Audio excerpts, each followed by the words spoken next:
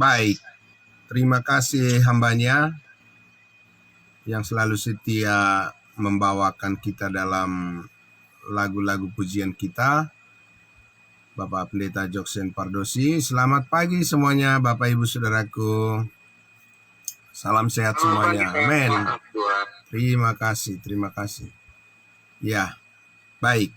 Mari kita langsung saja, saudara-saudaraku. Kita tundukkan hati kita. Mari kita berdoa. Kita akan kembali melanjutkan lagi melihat firman Tuhan. Mari kita berdoa. Benar Bapa di surga, hati kami sungguh percaya bahwa segala kebaikan Tuhan itu telah menyertai kehidupan kami dan langkah-langkah pemikiran serta perbuatan, perkataan, dan apapun yang kami perbuat ya Tuhan, kami percaya selalu dalam penyertaan pimpinan daripada Roh Kudus, karena kami yakin dan percaya firman-Mu lah yang meneguhkan semuanya itu menjadi sesuatu yang berkenan kepadamu. Dan pagi hari ini kembali lagi Tuhan, kami bersyukur atas kebaikan Tuhan yang telah menyertai jam-jam di mana kami beristirahat di hadapan-Mu ya Tuhan. Dan kembali lagi dibangunkan oleh Tuhan untuk menjalani hari-hari yang baru yang Tuhan karuniakan bagi kami. Dan kami awali dengan penuh ucapan syukur dan puji-pujian kami meninggikan nama-Mu yang mulia. Terima kasih Bapa di surga, firman-Mu terus memenuhi hati dan pikiran kami, mengajar kami agar lebih dalam lagi mengerti rencana Tuhan yang indah untuk masa depan kami, dan sukacita damai sejahtera yang dipenuhkan oleh Tuhan. Dalam nama Tuhan Yesus kami berdoa. Amin. Baik, saudaraku yang dikasihi Tuhan Yesus. Ya, kami juga menyapa ya iboto kami, Ibu Clara Borismamora yang selalu bersama-sama dengan kita di dalam kesetiaan kasih Tuhan. Setiap pagi kita beribadah kepada Tuhan kita Yesus Kristus. Tuhan memberkati keluarga dan selalu dipenuhi dengan sukacita dan damai sejahtera Tuhan. Baik, Bapak Ibu Saudaraku yang terkasih dalam Kristus Yesus, kita akan lanjutkan lagi apa yang sudah kita dengarkan kemarin ya, Bapak Ibu Saudaraku. Jadi apa yang dikatakan oleh Tuhan Yesus di Matius 13 itu kemarin, bahwa ternyata memang itulah yang terjadi ya di seluruh dunia, bahwa iblis itu adalah penabur benih ya, karena iblis itu adalah penyaru. Penyaru itu apa? Yang paling cerdik menyamar gitu ya, seolah-olah melakukan segala sesuatu itu seperti kebaikan, tetapi sebenarnya itu adalah palsu, fake ya, kepalsuan ya Bapak Ibu Saudara. Dan itu terus ditaburkan terus ya di dalam pikiran manusia ya, supaya manusia itu yakin bahwa yang diulang-ulang itu, sesuatu yang diulang-ulang itu ya, informasi yang diulang-ulang itu, akhirnya orang nantinya akan jadi percaya, karena memang ya Alkitab sudah mengatakan manusia itu sifatnya lebih mudah percaya kebohongan daripada kebenaran. Dan itu memang bisa kita dengan mudah melihat Bapak Ibu Saudara.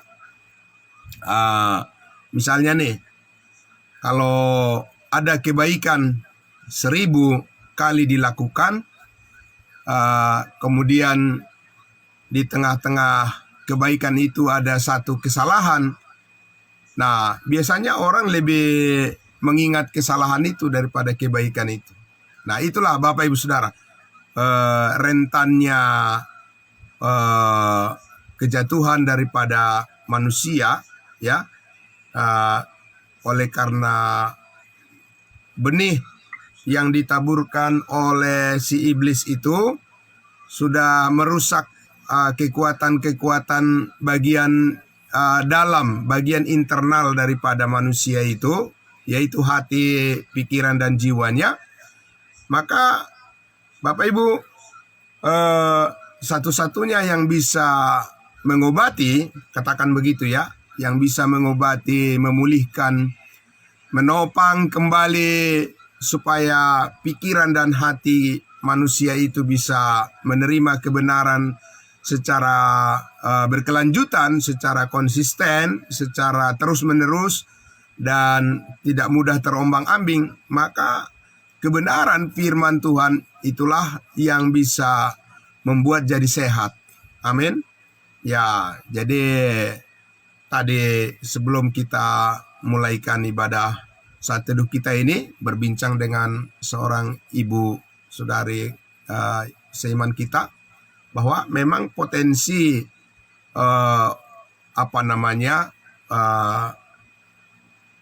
jiwa yang lemah, bahkan yang sakit, ya kita sebutkan begitu, bukan sakit jiwa, jiwa yang sakit itu ada pada diri semua manusia, hanya tingkatannya yang berbeda-beda, ya, tingkatan daripada beratnya keburukan yang ditimbulkan atau kerusakan yang ditimbulkan dalam diri manusia karena dosa, itu yang berbeda-beda. Ada yang sudah dalam proses kesembuhan, ada yang sudah sembuh, tapi ada juga yang masih terus dalam keadaan sakit karena dosa memang merusak jiwa manusia.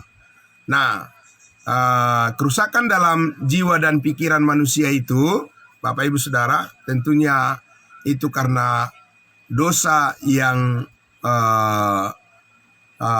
telah menjadi cara hidup manusia atau menjadi permainan daripada semua manusia di dunia ini. Bahkan yang menyedihkan adalah itu ditampilkan dan dilakukan secara sedemikian oleh para pemimpin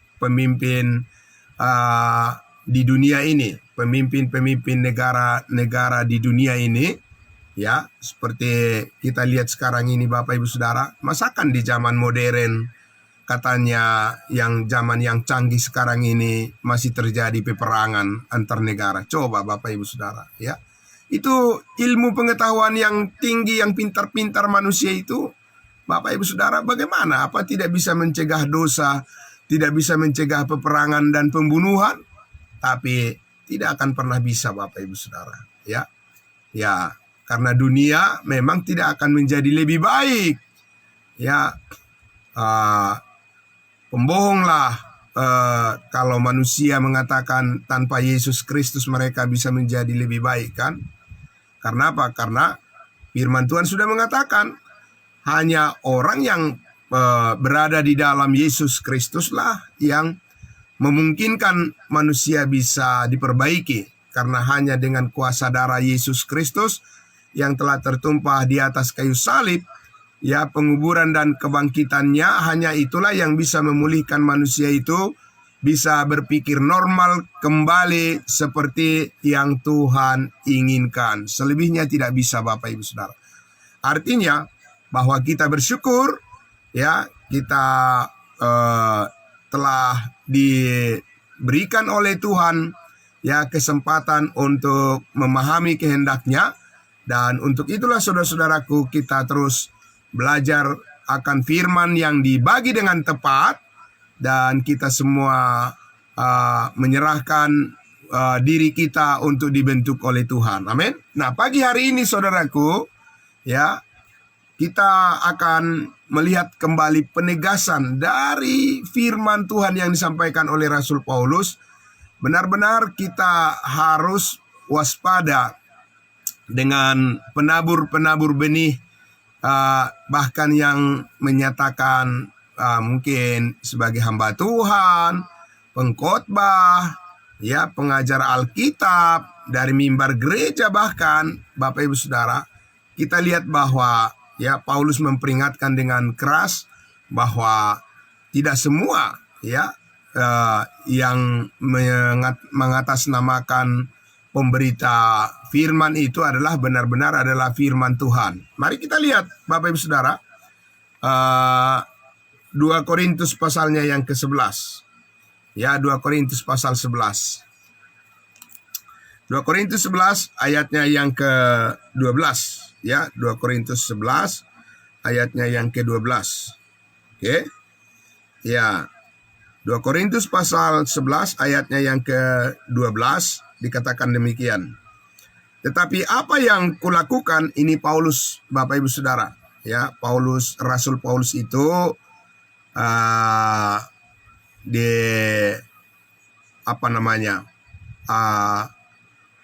dalam komunikasi pemberitaan atau pengajaran yang disampaikan Rasul Paulus kepada jemaat Korintus ini, jemaat Korintus itu menilai pengajaran Rasul Paulus itu dari membandingkan Paulus, bahkan menyamakan Paulus itu dengan orang-orang yang mengaku diri bahwa mereka juga adalah pemberita firman Tuhan yang sama dengan Rasul Paulus. Tentunya Bapak Ibu Saudara itu sudah merupakan satu kesalahan yang sangat besar dari jemaat Korintus, karena memang Rasul Paulus lah yang dipilih oleh Allah sebagai rasul khusus untuk bangsa lain. Tapi dibalik dari pekerjaan yang dilakukan oleh Rasul Paulus untuk dengan serius membina jemaat-jemaat kudusnya Tuhan itu, ada juga orang-orang yang iri hati dan cemburu kepada Rasul Paulus, sehingga menggoda jemaat Korintus ini supaya menganggap bahwa pengajarannya itu adalah sama juga dengan orang-orang yang mengaku sebagai pelayan-pelayan hamba-hamba Tuhan. Kita lihat Bapak Ibu Saudara, apa yang dikatakan Rasul Paulus. Ayat 12. Tetapi apa yang kulakukan akan tetap kulakukan. Untuk apa? Untuk mencegah mereka yang mencari kesempatan guna menyatakan bahwa mereka sama dengan kami dalam hal yang dapat dimegahkan. Dalam hal yang dapat dimegahkan di sini Bapak Ibu Saudara, apa yang dimegahkan, yang dibanggakan oleh Rasul Paulus apa Bapak Ibu Saudara? Apakah jabatannya?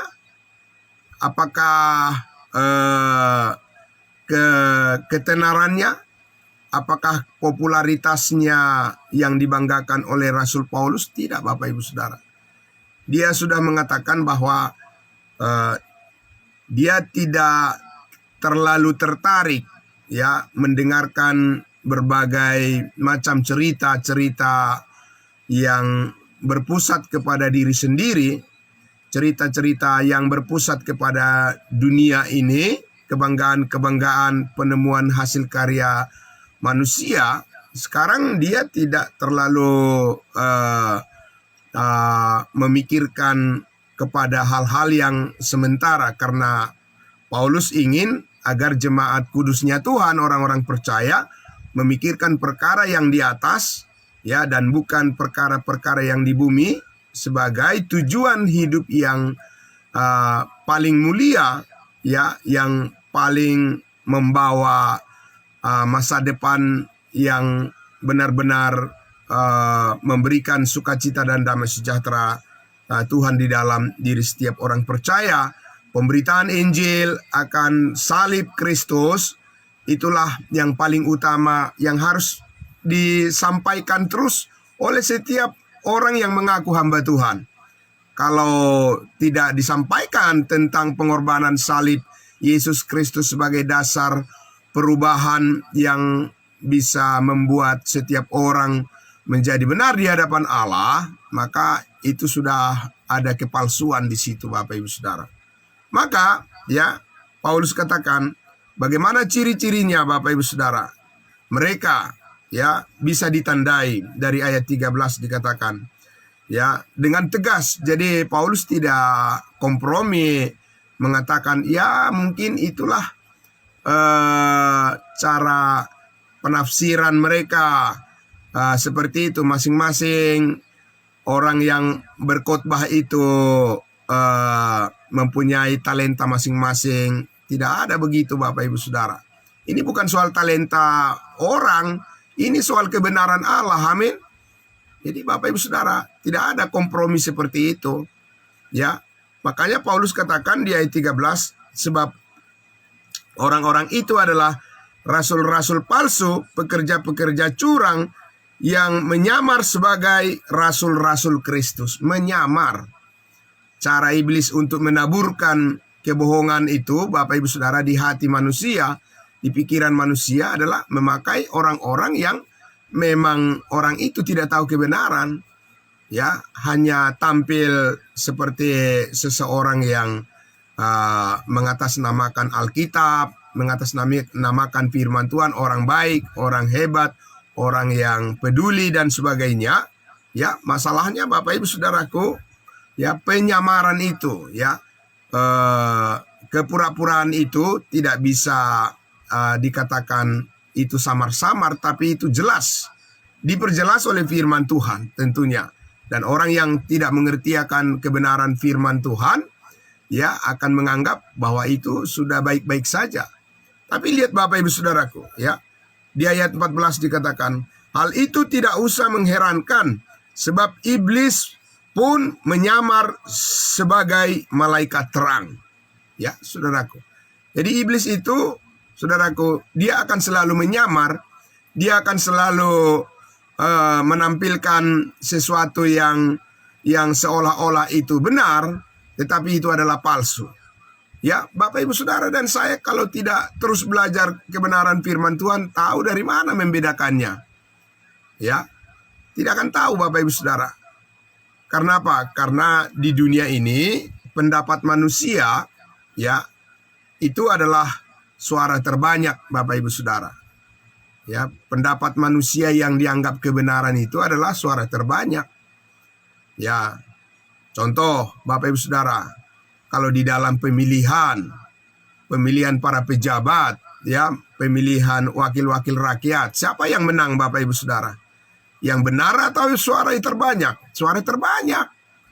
Ya kan, sekalipun orangnya itu nantinya menjadi seorang pejabat yang menjadi koruptor, ya, menjadi orang yang egois, yang memikirkan kepentingan diri sendiri dan sebagainya. Tapi kalau banyak yang mendukungnya Bapak Ibu Saudaraku, itu yang akan menang. Dan itu dianggap kebenaran oleh manusia, oleh masyarakat. Itulah kebenaran Bapak Ibu Saudara. Ya. Nah, disinilah Bapak Ibu Saudaraku, kita orang-orang percaya, orang-orang kudusnya Tuhan, bahwa kebenaran itu bukan ada pada pendapat manusia. Tidak. Pendapat manusia bisa benar, tapi benar menurut manusia. Amin. Makanya Bapak Ibu Saudara, bisa kita lihat misalnya orang kalau menyampaikan firman Tuhan, mengambil apa? Mengambil Alkitab.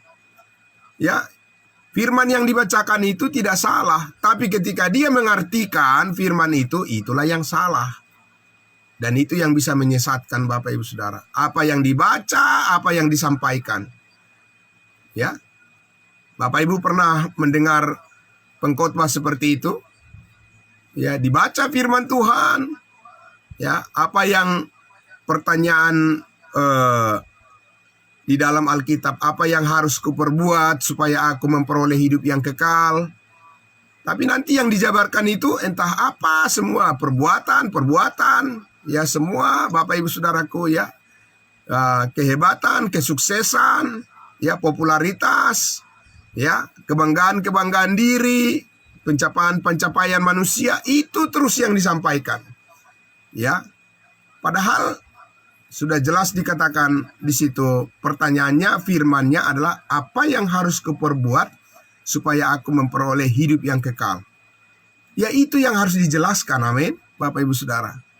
Sebagai dasar untuk ya supaya firman itu bisa benar disampaikan seperti yang Tuhan katakan, bukan memanipulasi firman itu dengan maksud-maksud daripada pribadi, opini-opini, pendapat-pendapat pribadi, ya, dan akhirnya di situ secara tidak sadar dia sudah mencari keuntungan bagi dirinya sendiri untuk memuaskan kedagingannya dan untuk mendapatkan aplaus, mendapatkan tepuk tangan dan pujian dari manusia. Hebat ya, luar biasa ya, pengkhotbahnya.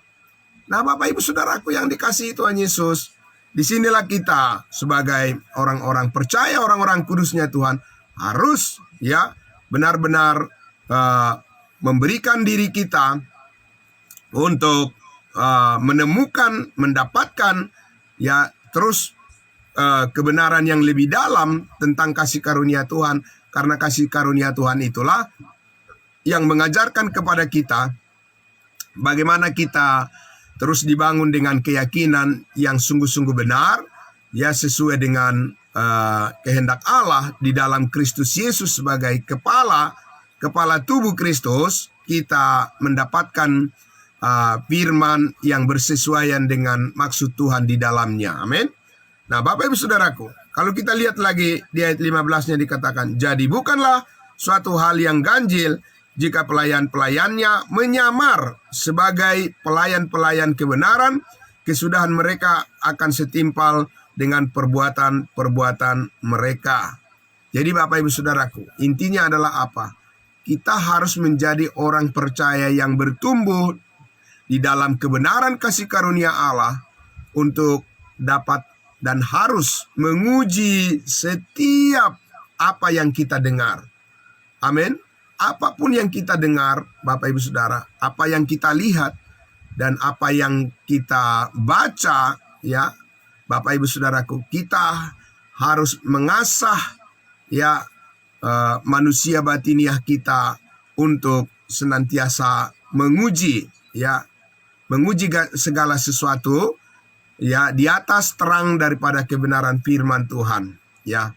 Dan untuk hal itu Bapak Ibu Saudaraku, tentunya ya saudara membutuhkan ketekunan, membutuhkan ya kesetiaan supaya ya pembentukan Tuhan atas kehidupan kita di dalam maksud kasih karunia-Nya ini bisa benar-benar itu adalah pekerjaan daripada Roh Kudus yang bisa kita pertanggungjawabkan suatu saat. Bapak Ibu Saudaraku, kita lihat di dalam 1 Korintus pasal 3 ya. 1 Korintus pasal 3 ya, bagaimana nanti di hadapan Kristus Bapak Ibu Saudaraku hidup kita dievaluasi oleh Tuhan Yesus, ya, benar tidaknya nanti Tuhan Yesus yang akan menunjukkan, dan bagaimana cara Tuhan Yesus menunjukkan kehidupan kita berjalan benar di hadapannya atau tidak. Itu sudah diberitahu Bapak Ibu Saudaraku, ya. Sudah dikasih tahu di dalam 1 Korintus pasalnya yang ketiga. Kita lihat dari ayatnya yang ke-10 ya. 1 Korintus pasalnya yang ketiga. Ya, kenapa Bapak Ibu Saudaraku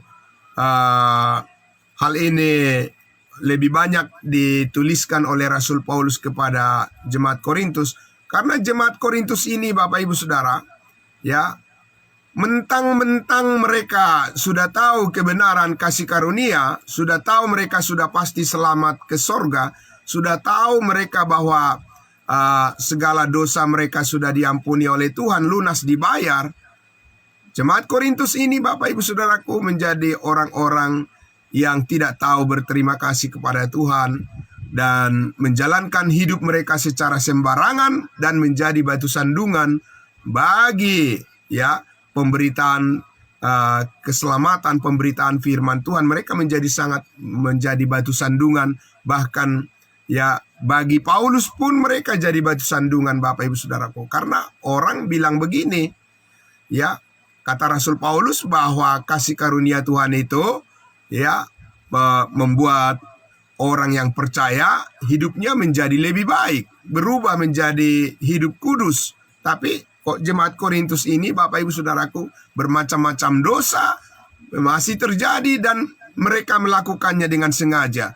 Jadi itu sangat menyakiti hati daripada Rasul Paulus, tapi hati Tuhan sebenarnya yang tersakiti kalau orang-orang percaya itu tidak mau berubah dan masih tetap dengan pola-pola cara pikir yang lama. Bapak Ibu Saudara, itu akan menjadi batu sandungan dan menghambat pemberitaan firman Tuhan yang benar, menghambat kesaksian daripada Injil kasih karunia Allah. Nah, karena itulah Bapak Ibu Saudaraku, kita lihat bahwa Paulus juga katakan semua orang juga harus bertanggung jawab. Baik orang yang tidak percaya harus bertanggung jawab kepada Yesus Kristus, dan tentunya mereka tidak akan bisa diselamatkan kalau mereka tidak percaya kepada Injil. Dan juga orang-orang percaya juga tidak akan ada yang luput ya dari tanggung jawab di hadapan Kristus. Tapi meskipun bukan berurusan dengan hal keselamatan lagi, tapi berurusan dengan upah di sorga, tapi tetap Bapak Ibu Saudara ada konsekuensinya ya dari apa yang kita lakukan itu. Maka Paulus katakan di ayatnya yang ke-10 ya, 1 Korintus pasal 3, sesuai dengan kasih karunia Allah yang dianugerahkan kepadaku, aku sebagai seorang ahli bangunan yang cakap telah meletakkan dasar dan orang lain membangun terus di atasnya. Tetapi tiap-tiap orang harus memperhatikan bagaimana ia harus membangun di atas dasar yang sudah diletakkan oleh Paulus, yaitu karena tidak ada seorang pun yang dapat meletakkan dasar lain daripada dasar yang telah diletakkan, yaitu Yesus Kristus Tuhan kita yang sudah mati, dikuburkan, dan bangkit mengampuni segala dosa kita sekali untuk selama-lamanya. Itu adalah dasar yang paling kuat saat ini di dalam pemberitaan firman Tuhan. Amin.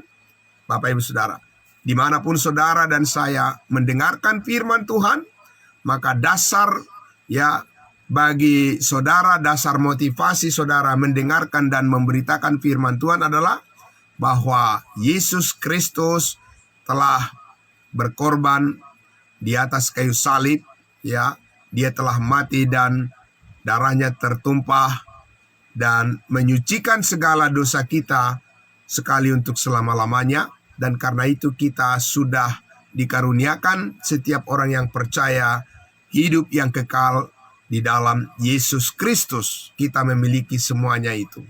Nah, Bapak Ibu Saudaraku, oleh karena itulah selanjutnya dikatakan ya, apa yang harus kita perhatikan Bapak Ibu Saudaraku sebagai orang-orang kudusnya Tuhan. Ayat 12 dikatakan, entahkah orang membangun, amin, saudaraku, ya kita ini sedang membangun, bukan menurut ya pikiran kita sendiri, ya Bapak Ibu Saudaraku, ya bukan menurut keinginan kita sendiri dan bukan menurut ya cara pengetahuan yang kita dapatkan dengan pengamatan panca indera kita yang terbatas dengan apa yang ada di dunia ini. Semuanya harus dibangun berdasarkan ya apa yang kita peroleh dari kebenaran firman Tuhan yang dibagi dengan tepat. Maka saudaraku, di ayat 12 dikatakan, entahkah orang membangun di atas dasar ini dengan emas, perak, batu permata, ya, itu bagian yang pertama, bagian bangunan yang berkualitas, bahan-bahan yang berkualitas. Kemudian kayu, rumput kering, atau jerami. Itu 3 bagian terakhir itu adalah bahan-bahan yang kalau diuji, Bapak Ibu Saudaraku, di ayat 13 dikatakan, sekali kelak pekerjaan masing-masing orang akan nampak karena hari Tuhan akan menyatakannya, sebab ia akan nampak dengan api, dan bagaimana pekerjaan masing-masing orang akan diuji oleh api itu. Akan diuji, Bapak Ibu Saudara. Bukan diuji oleh api neraka.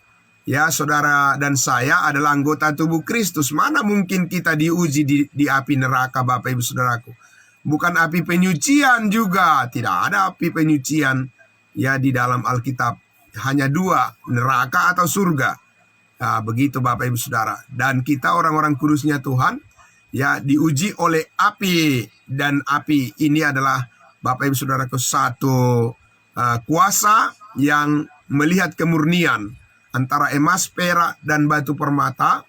Kalau itu diuji dengan api akan tetap bertahan. Mampu bertahan, dan bahkan ya kalau emas Bapak Ibu Saudaraku diuji dengan api bahkan menjadi tambah mengkilap ya Bapak Ibu Saudara ya, menjadi nilainya semakin berharga, semakin mahal ya. Dan beda dengan kayu, rumput kering, dan jerami.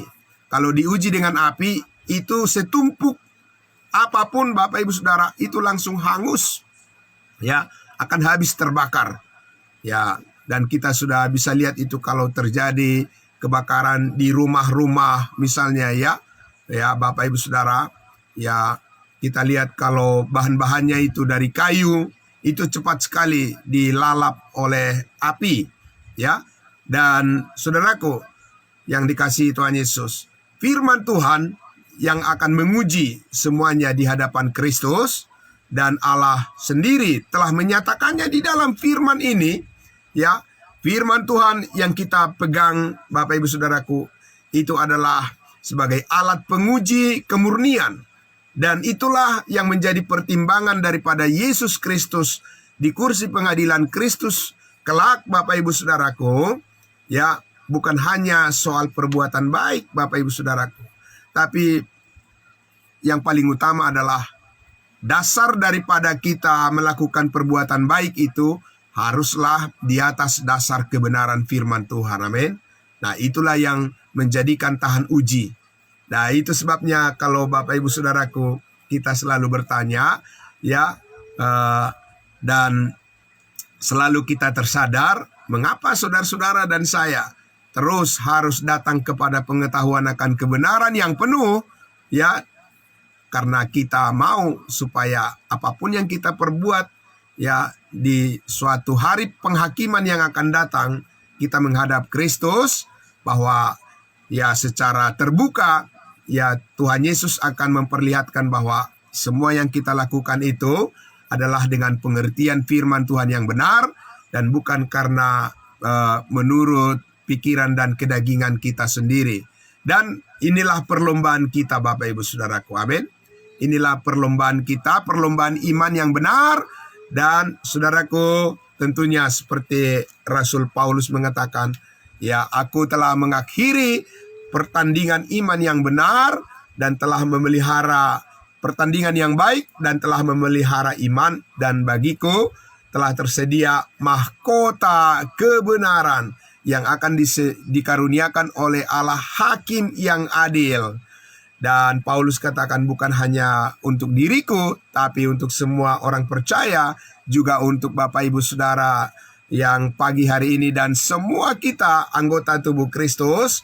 Allah mempersiapkan mahkota kebenaran bagi kita semuanya sebagai pemberian daripada Allah atas kesetiaan kita untuk terus ya belajar kebenaran firman Tuhan. Dan itu tidak akan sia-sia.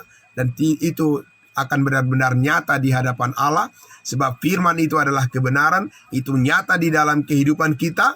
Dan nyata di hadapan Kristus. Karena di situ adalah janji Tuhan kekal sampai selama-lamanya. Amin.